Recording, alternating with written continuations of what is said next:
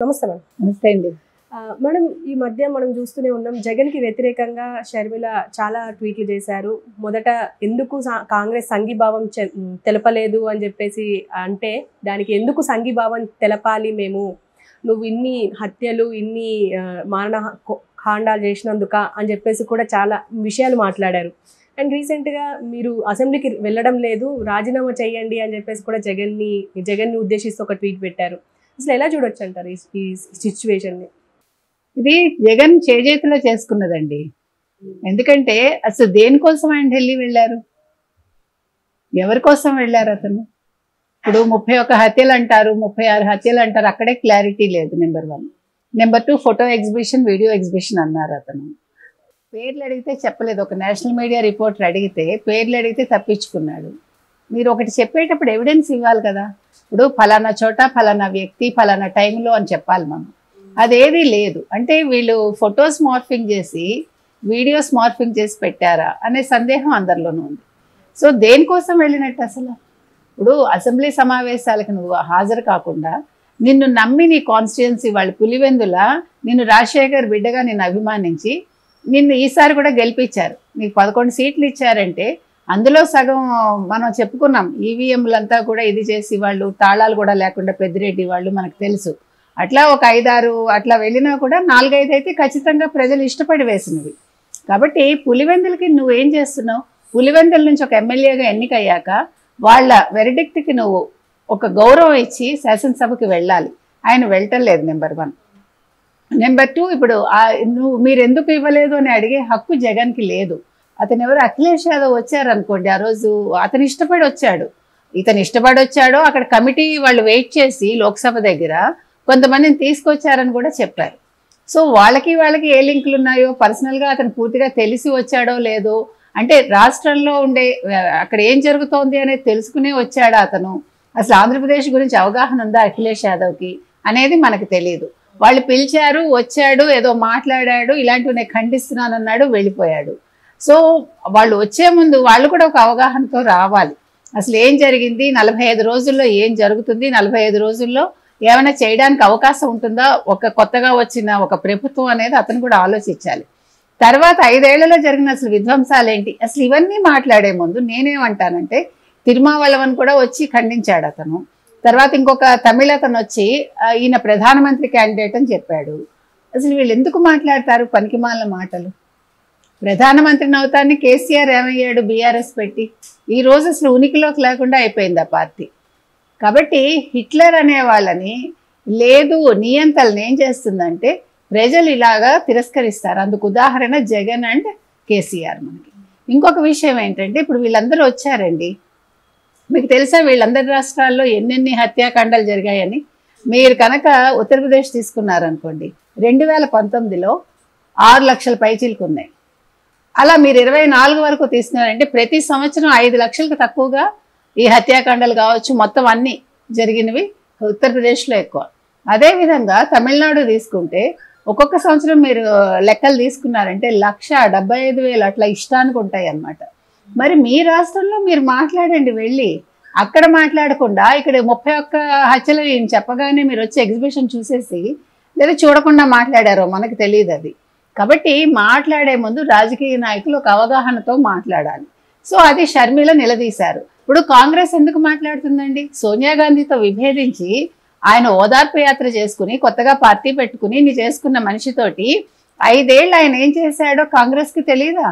Plus ఇప్పుడు షర్మిలని ఇంట్లోంచి తరివేశాక ఆవిడ ఇక్కడ తెలంగాణలో ట్రై చేసుకుని కాదనుకుని ఆవిడ ఆంధ్రాలో కాంగ్రెస్లో చేరి డికే శివకుమార్తో మాట్లాడి ఆవిడ అధ్యక్షురాలు అయ్యి తన వంతు కృషి తను చేశారు 2024 ఎన్నికలలో.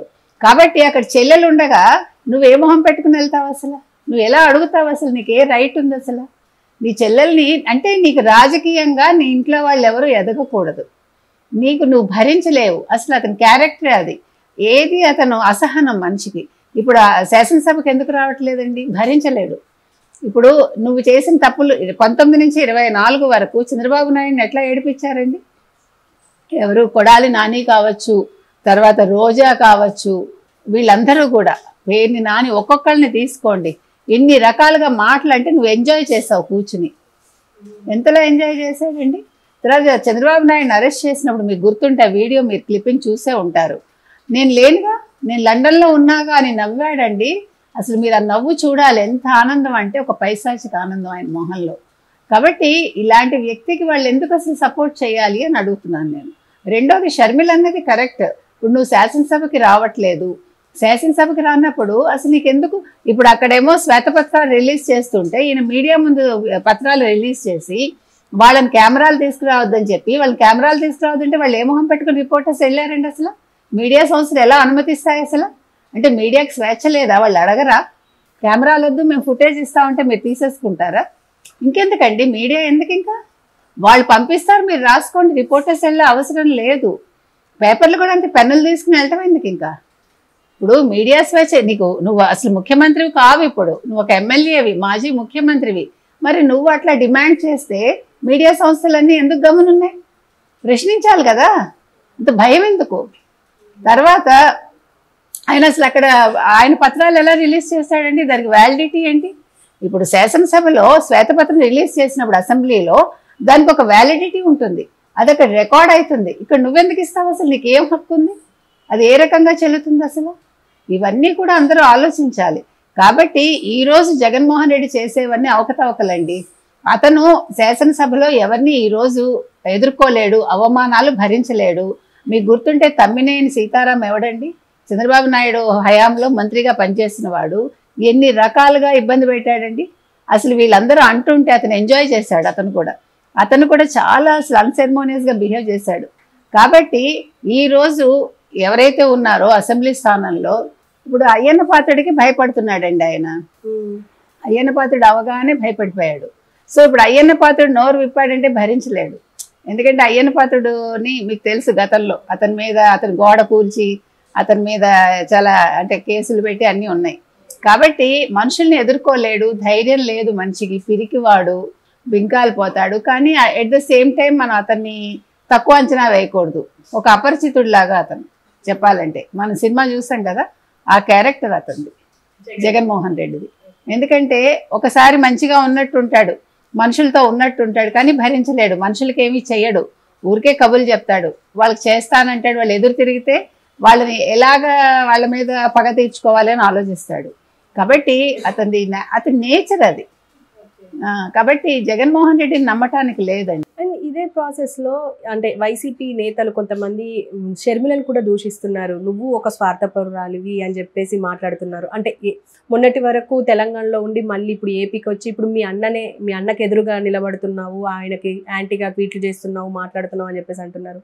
నిజంగానే స్వార్థపరురాలు అంటారు? ఎందుకంటారండి, ఇప్పుడు ఏమండి ఎవరి కెరీర్ వాళ్ళు చూసుకోవాలి. ఆవిడ నిజంగా స్వార్థపరురాలు అయితే ఆ రోజు పాదయాత్ర చేసినప్పుడే నన్ను ఎన్నుకోండి, మా అన్న జైల్లో ఉన్నాడని అడగచ్చు కదా, ఆవిడే ముఖ్యమంత్రి అవ్వచ్చు కదా. రైట్, అవునా కదా? ఇప్పుడు ఆవిడ ఇప్పుడు యాదృచ్ఛికంగా అయింది. ఎందుకు అయింది? ఆవిడ అన్న మీద కసి కొద్ది. ముఖ్యంగా ఆవిడ ఇప్పుడు కాంగ్రెస్లోకి చేరటానికి కారణం బాబయ్య హత్య ఏదైతే ఉందో, వివేక హత్య, సునీతకి హెల్ప్ చేయటానికి నెంబర్ 1. తర్వాత తల్లిని కూడా బయటికి పంపించేశాడు. ఈ అవమానాలకు ఆవిడ తట్టుకోలేక వివేక హత్య 5 ఏళ్ళు ఏమీ బయటకు తీసుకురాలేదు కాబట్టి అవినాష్ రెడ్డిని ఎప్పుడైతే ఎంపీగా నిల్చోపెట్టారో అందుకు ఆవిడ నిల్చుంది తప్ప అదర్వైజ్ ఆవిడ రాజకీయాలకు రావడం ఇంట్రెస్ట్ లేదు. అవినాష్ రెడ్డి ఒక హత్యలో ఇరుక్కున్న వ్యక్తిని పక్కన పెట్టుకుని ఈయన మంచివాడు, సౌమ్యుడు అని మాట్లాడతాడు కదా, అది ఆవిడకి నచ్చలేదు. అందుకోసం ఆ వివేక హత్య కోసమనే ఆవిడ బయటకు వచ్చారు, అవినాష్ రెడ్డి కోసమే ఆవిడ నిల్చున్నారు అంతే. కాబట్టి ఆవిడ స్వార్థపరురాలు అయితే ఆవిడ ఎప్పుడో రాజకీయాల్లోకి వచ్చేది. తండ్రి ఉండగానే వచ్చేదండి. రాజశేఖర రెడ్డికి కూతురు అంటే చాలా ఇష్టం, మీకు తెలుసు. కొడుకు కంటే కూడా కొడుకుని దూరం పెడతాడు ఆయన. కొడుకు ఈ బాధలు భరించలేక అక్కడ ఎలహంక ప్యాలెస్లో బెంగళూరులో పడేశాడు ఆయన. నువ్వు అక్కడే ఉండు అని అక్కడికే డబ్బులు ఇచ్చాడు ఆయన. ఈ డొల్ల కంపెనీలన్నీ ఎందుకు పెట్టాడంటే రాజశేఖర రెడ్డి కొడుకు కోసమే కదా, ఆ నస భరించలేకే. కూతురుతో ఎప్పుడు అలా ఫీల్ అవ్వలేదు. కూతురు అంటే చాలా ఇష్టం. నిజంగా రాజకీయాల్లోకి అమ్మాయి రావాలనుకుంటే ఆ రోజే మినిస్ట్రీ ఇస్తాడుగా, అది పెద్ద విషయం కాదు కదండి. కాబట్టి అసలు ఇవాళ వైసీపీ వాళ్ళు మాట్లాడే నైతిక హక్కు లేదండి. ఎందుకంటే ఆవిడ గురించి వాళ్ళు ఎప్పుడైతే నీచంగా మాట్లాడారో, ఆవిడ పుట్టుకను ఎప్పుడైతే వాళ్ళు ప్రశ్నించారో, ఈ రోజు వాళ్ళు ఎవ్వరికీ మాట్లాడే హక్కు లేదు. బికాజ్ ఈవెన్ పసుపు చీర కట్టుకుంటే అన్నగారే మాట్లాడాడు, మిగతా వాళ్ళ చేత మాట్లాడించి తను ఎంజాయ్ చేశాడు. ఇంతకంటే పైశాచికత్వం ఎక్కడా ఉండదండి. కాబట్టి జగన్మోహన్ రెడ్డికి ఏ రకంగానూ నైతికంగా అసలు బాధ్యత అనేది లేదు, అసలు మాట్లాడే హక్కు లేదు అతనికి. అదే విధంగా వైసీపీ వాళ్ళకు కూడా లేదు. అంటే ఫైనల్ గా షర్మిల యాంటీగా పెట్టడం అనేది కరెక్టే అంటారు. కరెక్టే, అది ఆవిడ అభిప్రాయం. అది మీకు ఇష్టమైతే గౌరవించండి, లేకపోతే నోరు మూసి కూర్చోండి.